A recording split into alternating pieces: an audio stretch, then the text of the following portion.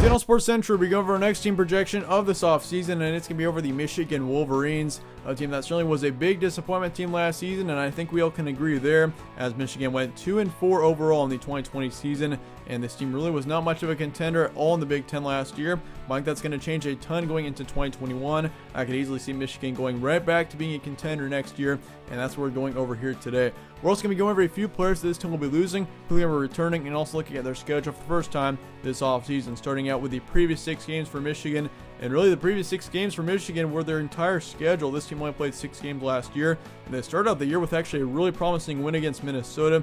Got the win there 49-24, and really, at the start of the year when this Minnesota team had a really great 2019 season. They were one of the best in the conference in 2019. And for Michigan, that was a really good win to start out the year, 49-24 on the road too in Minnesota. However, after that, things started to take a little bit of a turn. This team lost to Michigan State 24-27 being the final score there. That was a pretty terrible loss. And then they also had a loss to Indiana 21-38, which that really was not a terrible loss considering Indiana was one of the better teams in the Big Ten and in the Big Ten East last season. That Indiana team competed with Ohio State. So that Indiana team was really good last year. So I wouldn't consider that to be a terrible loss, but still, they did lose by 17 there. However, they did have a bad loss against Wisconsin. Final score there was 11-49. And considering the Badgers really were nothing more than a mediocre team last season, that was not a very good loss there.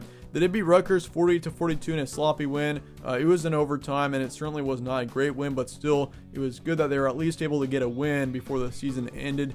And then they did lose to Penn State 17-27 to finish out the regular season. So Michigan overall, definitely a disappointing year. 2-4 was the final record for Michigan. They were 1-2 in the first 3 games, and then they were 1-2 in the last 3 games. So really, this Michigan team did not improve a lot over the course of the season. Looking at a roster preview though, this team does return quite a bit, especially on the offensive side. They returned their starting quarterback Joe Milton, and if you look at him last season, he put up 1,000 yards, just around 1,100, speaking of which, with 4 touchdowns and 4 interceptions. So it was a pretty decent year for Joe Milton. He put up 56% on his completion rate, which definitely that could be improved, and I think Joe Milton gaining experience off of last season will definitely be a much different quarterback going into 2021. They returned their top running back in Hassan Haskins. That's going to be a big return as well, as he put up 370 yards and 6 touchdowns last year. Their second running back, Zach Charbonnet, is transferring away from Michigan, so he will not be with the team last season, and that could be a bit of a tough loss there because he actually,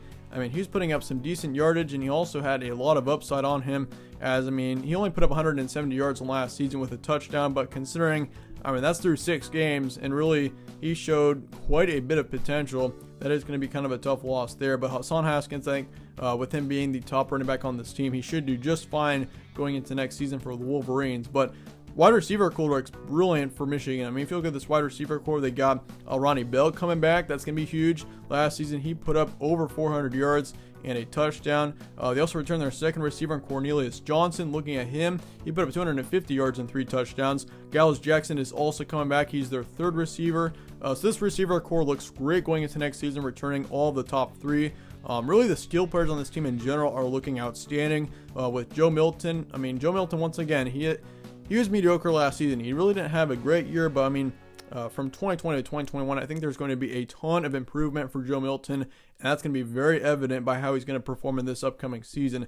All it is just experience, and that's how it is for most quarterbacks. Once he can get some experience, we can see a lot of quarterbacks improve from being a 50% completion rate type of quarterback to a 70%. So we've seen it many times in the past, and I think Joe Milton could easily be one of the biggest improvements in the Big Ten next season. If you look at this offensive line, they do lose 2 on there. So that's the main concern I would say for me going to next season for Michigan is the offensive line. On the defensive side, things look pretty good as well, as they lose 2 on there, 2 on the defensive line, 1 linebacker, and then 1 in the secondary. So they lose 4 total starters on the defensive side, which isn't terrible. That's right around average. Most defenses lose 4 to 5 on the defense every offseason. So really, this offensive side, though, is really what's looking good to me right now. They're returning a ton of skill players. Pretty much every main skill player from last season is coming back for the season, except for Jack Charbonnet. But really, Joe Milton, watch out for him going into next season. He's definitely going to be a big quarterback to improve. I really do think. Once again, it's all about the skill players returning, and it's all about the experience. Joe Milton's got Hassan Haskins coming back, and basically his entire receiving core coming back. That's going to be huge going into next season, and that's I mean, that's when we see most quarterbacks break out, is when they return quite a few players from one season to another. And if you look at Joe Milton here, I mean, he's kind of in one of those situations where he's returning a ton of his offense, and he's got some experience under his hand going into next season. How much improvement will happen in 2021 for Michigan? That's going to be a huge question going into next season. This team, obviously coming off of a 2-4 season, which was very disappointing. There is going to be a lot of question marks for this team, but I definitely think this team will at least be above 500. This team will definitely make it to a bowl game. I really do think. Last season was just kind of a mess for Michigan. We've seen them and Jim Harbaugh and this team in general make it to at least 9 wins most of his seasons. So I definitely think Michigan will be right around that mark once again next year. And I really do think, I mean, if you look at this team in general, once again, the returning production speaks for itself. This team will be back to being a Big Ten East contender next season. I don't think Michigan will win the division. I mean, they just can't beat Ohio State right now.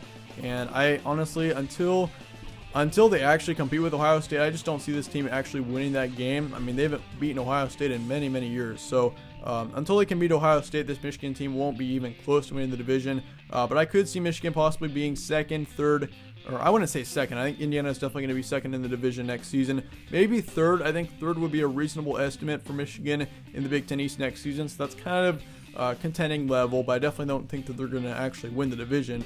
But looking at our schedule going to next season, you start off the year against Western Michigan on September 4th. You got a game against Washington at home on the 11th, Northern Illinois to follow, and then you got Rutgers, of course, on the 25th. So you've actually got 4 of your first games at home there. So you're not going to be actually leaving Michigan until the early parts of October, when you play Wisconsin on the road, then you play Nebraska on the road. So you got 2 back-to-back road games there to start off your October, and then you got Northwestern, of course, coming to town on, it looks like, October 23rd. Then you travel to East Lansing to play Michigan State to finish out October. So even though you got most of your, or actually your entire September at home, you do have 3 of your October games on the road. That's definitely something worth noting going into next season. As for November, you got a brutal month in November. You got Indiana coming to town on the 6th of the month, which is going to be a tough game there. Indiana's looking really good going to next year.